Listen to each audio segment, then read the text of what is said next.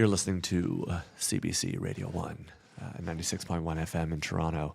Today we're talking about the province of Saskatchewan and how random it is. I actually saw a Saskatchewan license plate for the first time the other day. I don't think I know a single person from Saskatchewan. Neither do I. I know people from like Alberta. I feel like that's a very specific place. Do people leave that province ever? I don't. Or they live and die I don't know. Saskatchewan. I think it's yeah. Once you're there, you don't really go anywhere else. I think. I have no fucking clue. People from Saskatchewan are like, I definitely leave the province. I'm fucking getting out of here so quickly. These guys don't get it. Manitoba. Okay. Alrighty. Welcome to our bonus content. Yeah, welcome sector. To thank you super kindly. Thank you kindlier. The bonus round. G, tell everybody what we're gonna do here. Well, Thank You Kindly is a podcast about embarrassing work stories, hilarious work stories, pop culture, and everything in between. That is correct. But in this bonus content episode, I don't know if we are talking about work in particular at all. No, we don't have to. Yeah, I'm not sure if we are. Yeah. I think what we're gonna do is play. Is that what you were asking me to do? Yeah. Okay. So what we're going to play right now is called Don't Get Me Started. And it's this game that my friends and I sometimes play when we're really bored. Say you're on like a road trip, everyone's bored, or you just want to kill time or whatever. Or you can turn it into a drinking game, which is quite fun. Ooh. It's a very easy concept. You pick a random friend to go. You give them a subject. They have no choice about the subject. And you say, okay, you have 1 minute. And they have to rant in a negative way, even if they do not hate this subject. They have to come up with what they hate about this subject for 1 minute straight. And 1 minute might be a little bit ambitious. We could start with 30 seconds. No, I say let's just go for the minute. Okay. Let's get right into it. Okay. Why not? Yeah. Live dangerously. Okay. So, oh God, who wants to go first? Do you want to rock, paper, scissors? Yes. Okay. And rock, paper, scissors is whoever loses has to go. Yeah. And whoever wins has to give the subject. Yes, correct. Okay. Okay, on shoot, like rock, paper, scissors, shoot. What are you, American? You do it on shoot? I thought like most people. I was brought up on rock, paper, scissors, shoot. I was brought up on rock, paper, scissors. Okay, so let's just do rock, paper, scissors then. Okay. Just what, like one shot, or are we doing best 2 out of 3? Let's just do one. I'm rambling. Okay. Okay. Ready? Okay. Rock, paper, scissors. Okay, so you have to give me a topic then, right? And I have to go first? Yeah, and you have to start it with like subject. Don't get me started Don't get me started. Okay. Okay, so your subject, I have to go with it, is Taylor Swift. And wait, I have to start you on timer. You ready? 1, 2, 3, go. Taylor Swift, don't get me started. Her fan base is a little crazy. I think they're obsessed with her, not in a necessarily bad way, but in a way where it seems like if you say the wrong thing, you're going to get attacked. I usually mean that verbally, but I also feel like if you find a specific Swiftie, they might make it physical. Also, it seems like she's dating everyone, and that's fine. Like, live your life, do whatever you want to do, but you know, we all know that she's eventually going to break up with him or someone's going to break up with her and they're going to get a song written about them. I'm telling you right now, when Travis Kelce and Taylor Swift break up, she's going to release a song about him and it's going to be called, not the quarterback, it's going to be called like the tight end. Not the tight end, it's going to be called the athlete. It's going to be called The Athlete. She might even make a whole album. But honestly, I get her appeal. I think she has some catchy music. I think she is a little overhyped. I'm so sorry, G. I know how much you love Taylor Swift. And also, she needs to stop using her jets to fly everywhere. There we go. I can keep going. That hurt my soul. I'm so sorry. I love you, G. And I think Taylor Swift is great. But if I had to nitpick a couple things, I at least could nitpick for a minute. Yeah. All right. That's fair. That's fair. I asked for it, to be fair. That's fair. Yeah. Okay. Is it my turn to give you a category? Yeah. Your category is Apple products. Okay. Ready? Yeah. 1, 2, 3, go. Apple products, do not get me started. First of all, when Steve Jobs died, that was basically the death of the company. When Tim Cook took over, we were like, bro, like this is a losing battle. He just got greedy all of a sudden. Who was the other guy? Steve Wozniak. Should have brought him back in because this whole thing is honestly embarrassing. The fact that I'm using an iPhone, like, yeah, I am, but also I am embarrassing and I'm just a sheep because they use unibodies for their laptops. You can't do anything bespoke on anything. You see all these Samsung users, to be fair, I also hate Samsung. Like, don't get me started on Samsung. But at least they can curate their life and their creativity. Apple, you cannot do any of that. And it's really fucking frustrating. If you want to find a photo in your laptop, you have to search through your Photos app alone. And I sometimes you can't even find it. It's like buried in the ether. It's so annoying. They make things way too user-friendly that it's Time. Nicely done. Nicely done. Accurate as well. Accurate as well. They do make it weirdly difficult to find photos. Yes, they do. It's very annoying. Yeah, I do not like that. Yeah, you can't like easily reformat something. Should we do another round each? Yeah, I think so. Okay. Okay. I'm ready. Now I need to think about what I'm going to give you. Okay. Oh, I don't want to give you one that's easy, like easily hated on. Right. I'm trying to think of ones for you as well. Okay. Golden Retriever puppies. Ready? Yeah. Okay, 1, 2, 3, go. Golden Retriever puppies, don't get me started. Listen, on one hand, are they cute? Absolutely. They're going to shit everywhere. They're going to pee everywhere. Puppies are uncontrollable, and that's not just limited to Golden Retrievers, but literally, they're all over the place. They don't understand personal boundaries either. You know, they're just going to crawl all over your fucking face and just not even ask questions. And you gotta wake up at like 6:15 in the morning. You gotta feed them, and then you gotta spend a lot of time with them. And it's like, I'm fucking exhausted. Like, yeah, I want to hang out with you and have fun, but like, Jesus Christ, I need to sleep. They're very high maintenance when they're puppies because there's just so much you have to do with them, and got to put a lot of your life on hold to make sure that these puppies are getting what they need. And listen, when you're getting a Golden Retriever puppy, you go in knowing that that's just the thing you're going to have to accept. It's like, okay, like it's like same with having kids. You got to put your life on hold for a little bit, and now you got to deal with this fucking thing. But with Golden Retriever puppies, it's like, listen, can you just grow older already? That was good. And also extremely accurate. Can confirm because I have a 4-month-old puppy. Yes. Not Penny. a Golden Retriever, but I'm more of a psycho. I've like energetic. Found myself on like puppy, how to nurture a puppy TikTok. So like I see that there's this one girl who's like, oh, like here's how I like hang out with my puppy in the morning. And it's like from 6:15 to 6:30 is like wake up. And then 6:30 to 6:45 is like playtime. 6:45 to 7 is breakfast. And 7 to 7:15 is this. And it's like, wow. Bruh, like, can you just fucking relax for a moment? That is way too scheduled. It's a lot. Yeah. It's a lot. I couldn't do that. I couldn't do that. I got one. I got to think of one for you. I deserve what's coming to me by giving you Golden Retriever puppies. Oh no. Your topic is living in Australia. Okay. All right. Okay. Here we go. 1, 2, 3. Living in Australia, don't get me started. Okay, I'm sorry if any of you are Australian. I love Australia, but they are xenophobic and fucking racist. They used to have something called the White Australia policy. When I went there, my new friend's boyfriend tried to tell me with complete, he believed this, that Aboriginal people were not people and they were in fact animals. You were allowed to shoot Aboriginal people on sight. You just had to see them, shoot them.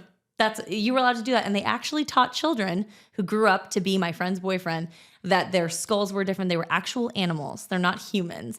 They also have an insane recreational drug problem.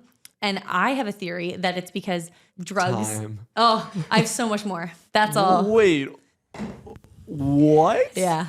That's a real thing? Yeah. Yeah. Now listen, Australia in general. I love Australia. I used to live in Australia. My ex-husband was Australian. I was back and forth there a bunch of times. I don't want to make it seem like I hate the country, but there were glaring red flags. And this wasn't the whole country. This was people belonging to a certain party. Super, super far right, I guess. And for the record, their Liberal Party is their right party and their Labour Party is their left party. So, but then it was basically the really, really inland people who were super racist. I'm not saying the people on the right were like all of these things. It was the really loud ones, as always, that made themselves known to me physically in my proximity there, where I was like, what the fuck is going on? And they do have I think still statistically, they have the highest recreational drug usage in the entire world. Jeez. Higher than Mexico, like anywhere else that you'd think would have a high one, or even the Netherlands, anywhere in Europe. Whoa. I did not realize that was a thing. Yeah. Holy shit. Yeah. And most people there are not for the White Australia policy, for the record. Right. And I'm not sure if politicians in this running are fighting for it, but a couple of elections back, they were still. Wow. It gave me a thought that popped into my head from like a memory I had. This was years ago when I was living at home. For some reason, at like 10 o'clock at night, I decided to do a tab of acid. And this is going somewhere. Don't worry. A tab of acid at 10 though will bring you to 10 a.m. That's insane. No, exactly. No, I knew what I was getting myself into. Right. I basically spent the entire night and morning on my laptop just catching up with the news. Wow. I was like on CNN. I was going on like all these different websites, just like seeing what was going on in the world, because I was like, I feel like I'm out of touch with like what's happening like politically and like seriously, and like I just want to figure out like what's going on so I can like just have a better idea of like what's happening in the world. How did that not make you spin out? Oh, well, just wait. The main article that was on CNN when I opened it up was his name was Otto Warmbier, I believe. It was the guy who was caught stealing propaganda in North Korea. He was like stealing propaganda. Yeah, okay, he was like trying to like that's I remember that was what was said in the article. He was caught stealing propaganda in North Korea, and he was like sentenced to I think like 20 years of hard labor or something like that. And I was watching him like in like court plead for his life essentially, where he was like I'm so sorry, like please, like I didn't mean to do this, blah blah blah. Right. And I remember watching it being like, that's fucked up. Sucks to be that guy, but like also don't do shit like that. First off, why are you in North Korea in the first place? And second of all, if you're there, just don't do any weird shit. Because North Korea is known to be like a kindergartner with a nuclear bazooka. bomb. Yeah, like basically, yeah. And I remember thinking like, fuck, that's like was sticking with me for a while. And I think it was a couple years ago now. So this was like years ago. 2 or 3 years ago, there was an article, the guy died. Otto died. And how?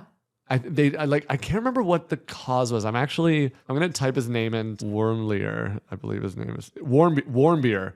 Warmbier? So Warmbier, yeah. Wow. Oh, here. Okay. So Otto Frederick Warmbier was an American college student who was imprisoned in North Korea in 2016 on a charge of subversion.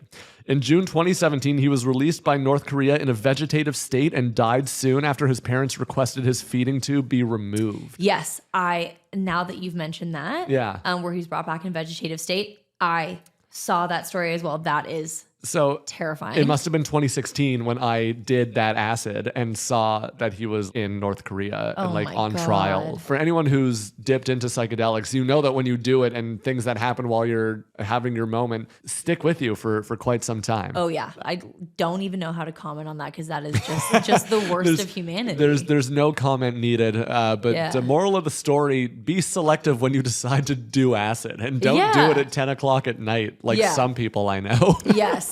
Yes. Yeah. And also North Korea is probably not number one vacation destination. But I want to reiterate once again, I have so many friends in Australia. I love the country. I plan on going back very, very soon. I really love it. We love Australia. Now I'm being like, Zach, like, please don't cancel me, Australia. I want to go back. I love it. I love that Zach is like trying so hard to like not get canceled. Yeah. He's like, is that going to get me canceled? I'm like, maybe. As I'm editing each episode, Max, he's saying it in every episode. He gets more and more canceled each episode. Yeah. I did want to ask you, because I just saw this movie the other day that everyone else has probably seen. It's a very old movie. What's a movie or a TV show that you just do not think deserved the hype or awards?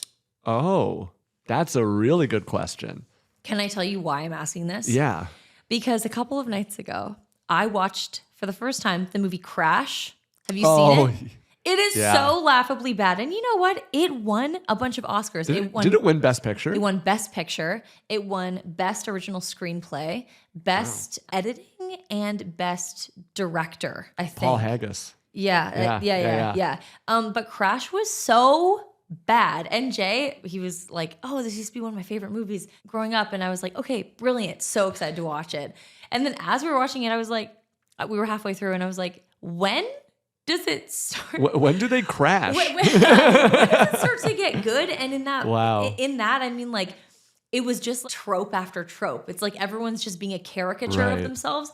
And then the guy who like sexually assaulted a woman. Oh, the cop, right? Yeah, the cop gets like Matt Dillon. He gets like some sort of character arc afterwards. Right. And I'm like, why? Oh, because his dad is like sick, and then they try to make you feel bad for him. But then he saves her because she's in like in the car. Racism pushes Sandra Bullock down the stairs. I don't know why. I don't know how I was like, why did Sandra Bullock sign up for this movie? She has 2 lines, being an absolute prick. And she's married to Brendan Fraser. Married to Brendan Fraser. Yeah. Wow. Who, side note, love Brendan Fraser. I also love Sandra Bullock, but I was like, she was just being a prick the whole movie, and then she falls down the stairs, and apparently that gives her an epiphany of some sort. And then she looks at her like housekeeper in the eye, and she's like, you know what's funny? You're my best friend. And then they hug, and I'm like, was that supposed to be heartwarming? The housekeeper should have been Racism like, has ended. Yeah. Thank you, Sandra Bullock. I was like, the housekeeper should have been like, fuck you, bitch, you're not mine. I'm gonna go. I quit. I'm out. I'm like, how? And that's her character arc. That was the Don end of it. Cheadle was in that movie as well, wasn't he? He was. Don Cheadle was also the executive producer alongside two other people. Yeah.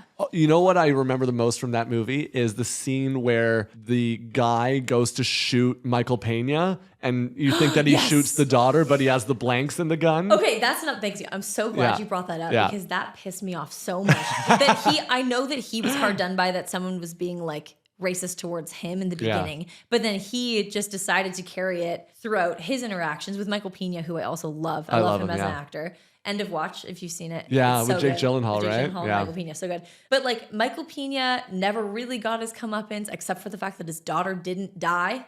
And then the racist, horrible man goes to shoot the daughter. It doesn't work because it's a blank. Michael Pena brings his daughter in. They don't converse. And then the attempted murderer goes back to his store where his daughter walks in, and he's like, the little girl I tried to kill, she's my guardian angel. She gave me another chance. And the daughter's sitting there like, bitch, I'm the one who put blanks in your gun. Like, but she didn't say that. And that's the character arc. Yeah. He is so self-absorbed that he thinks that the little girl he tried to kill for no reason at all, because he was being racist, was his guardian angel because his daughter kept him from putting himself in jail. I gotta rewatch this movie. I haven't seen it in a long time. I was so angry that it got Best Picture. It was against Brokeback Mountain. It was against what's the one with Philip Seymour Hoffman? Capote. Capote. I guess they were just trying to be diverse or something, and this was the most diverse they could get. Was just a movie of tropes. Wow. I kept commenting like as the movie was going. He's like, "I'm gonna need you to please stop because you're the whole movie. I'm seeing it in a totally different light now. I need you to stop." So funny. Oh my god. So Crash would be your pick because it's the most recent. Yeah. Fair. I thought it was a good movie. I don't think it deserved to win Best Picture. Shape of Water. I have not seen Shape of Water. It was fine. Like, I thought it was a good movie. I like Guillermo del Toro. I thought it was a fine movie, but I was like, Best Picture? Like, okay. All right. I had my Larry David moment where I was like, the lady falls in love with this like sea monster, not what you think it is. Like, I remember seeing the trailer being like, okay, that seems interesting, but there's like way more to it than I thought. And like, it was a good movie. It's better than Crash. Right. Yeah. But it was an airplane movie for me. Like I just watched it on a plane. I was like, okay. I was like, that was fine. Airplane movie is so its own genre. It's like, I'll give it time when I'm strapped into a hot medium. But aside from that, I would probably not give it that time. Well, that's fair. Switching it over to movies that you should probably watch because they're really fucking good and really smart. Have you heard of the movie Missing with John Cho? Yes. Have you seen the sequel, Searching? Oh, wait, sorry. I've seen Searching. Searching's a sequel? With the mom and the daughter? Yeah, and it's and Deborah Messing she's in Searching, right? Deborah Messing was in the first one. She was in Missing. The first one's called Searching, isn't it? Okay. If the first one is Searching, the second one is Missing. And if the first one is Searching. It's in 2018. That one I've seen. I thought it was so well done. If you think the first one's good, watch the second. Okay, I'm gonna watch Missing. I watched it on a plane, and I was like, yo. I was like not mentally prepared for that movie. It was so good. It was so good. So many twists. Oh my God, I love so many twists. I feel like saying there's a twist is a spoiler alert, but it was crazy because like a huge twist happens. Yeah. And then another one happens where I was like you think you know what's happening when you see this twist happen. And you're like, oh, no. No. I love that. I love a double twist. Okay. This is also similar to, did you ever watch Mayor of Easttown with Kate Winslet? Oh no, I didn't. No. She played like a cop from, I think she was from Philly.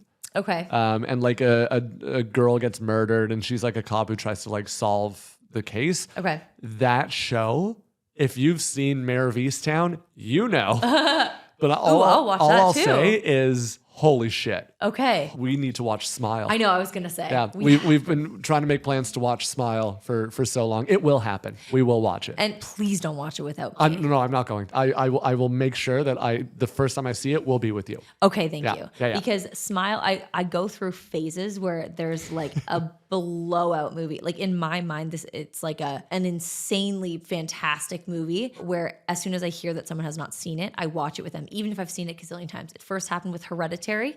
And I watched, love that movie. I forced everyone in my life to watch it. As soon as I found out, I was like, we're changing our plans. We were watching that. And then I would watch their reaction. Like I'd be like this. Like, cause there are some shots where like you want to see how they're reacting. Yeah, there's like to it. something in the corner. It's like watching a comedy movie with your friends. You're like always looking over to see if they're laughing at the same parts as you. Because it was your suggestion. Yeah. So it first happened with Hereditary. Literally watched it a gazillion times, and then it happened with Booksmart, which is simply one of my favorite movies ever. Love that movie. I watched it 12 times in like 5 months because I was like, we have to watch Booksmart. It's one of my favorite movies. And now it's with Smile, and Smile is no small feat. Listen, if you're a horror movie junkie, you have to watch Smile. If you don't like horror, never watch Smile. It is far too scary. It is the scariest movie I've ever seen, and I'm a horror slut. Would you say that it's scarier than Hereditary? Yes. And I used to say that Hereditary was the scariest thing I'd seen. Hereditary is the scariest thing. No, Hereditary is the second scariest thing I've seen. The Strangers is the scariest thing I've seen. You know, there are many people who put Strangers at the top of their list, and also other people who say The Conjuring is at the top of their list. Never seen The Conjuring. What? Never seen it. Yeah. Okay, we have. That's one with Patrick Wilson, right? Vera Farmiga. Vera Farmiga. Yeah. However, I don't know how it's pronounced. Yeah. Yes, and they play Ed and Lorraine Warren, who are real people. Oh, okay. I didn't know that. Yeah. Each Conjuring is about an actual ghost. Okay, I didn't know that they were on. Yes. Oh, I thought it was just like a stupid fucking horror movie, like ghosts in the basement. No, it's based in real fucked up stuff. Oh. Yeah. If you want a psychological horror movie, have you heard of or seen the movie Funny Games? No. With Naomi Watts and Tim Roth? No, I don't think so. So it's a Swedish movie that was directed by I think his name is Michael Haneke, and then they Americanized it, but he directed and wrote it again for the American version, same director. Okay.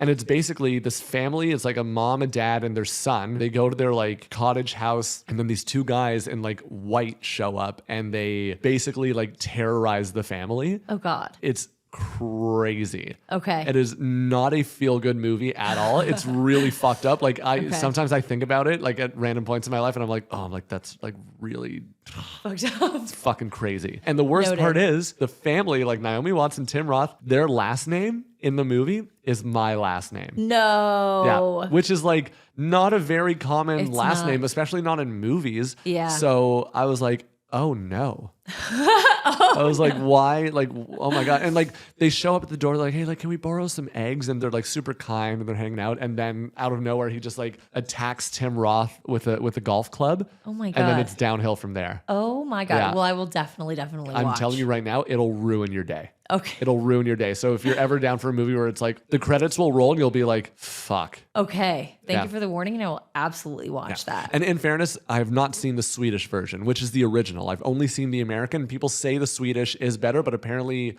it's like almost a shot-for-shot remake. Oh, interesting. Yeah. Okay, so I find that the foreign versions of things that they ended up like American remaking, the foreign versions are always scarier. Like Ringu. Ringu was horrific. Yeah. And then have you ever seen Goodnight Mommy? No, but I've heard of that. I've heard of that movie. Yeah. So the original one is the only one I've seen, and I don't know. I don't remember if it's Swedish or German, something like that. It has subtitles, not dubs, because dubs are so lame. Yeah. And okay, I'll just tell you that like you have to watch it, and in the trailer, the critics just called it nightmare fuel. Okay. That's it. Like that's all you need to know. It's about these twins finding out that their mother is. I don't even know how to explain it. Okay.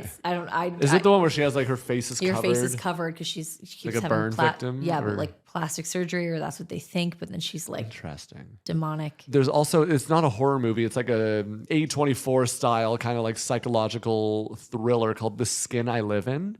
No. With Antonio Banderas. No. It's an older movie where he like has this person who's like been kidnapped, and he's like a plastic surgeon. And I don't really remember it that well, but I remember seeing a trailer for it, and I was like, that looks cool. I would like to see that. And I remember watching it being like, that really fucked me up. I like kind of regret watching it. I don't know if I wanted to see it that badly, but it was a really good movie. But it's I think it's all in Spanish. Okay. Yeah, but it's good. Okay. It's a good movie. Yeah. Okay. I'm glad we have this all recorded. Yeah, we're getting gonna some good movies to check out. Yeah. And to anyone like horror, we should put this in the description. Like if you like horror, you should probably listen to these. Oh, Old Boy. Do you ever watch Old Boy? No. He basically is trying to find his daughter. His daughter's been like kidnapped by this person. They Americanized it with I think Spike Lee directed it and Josh Brolin was the main guy. Okay, but I love Josh Brolin. I think it's a Korean movie originally. Oh. And the Korean version is way better, but it also is it's known for its twist. It's one of those movies where when it happens, you're like,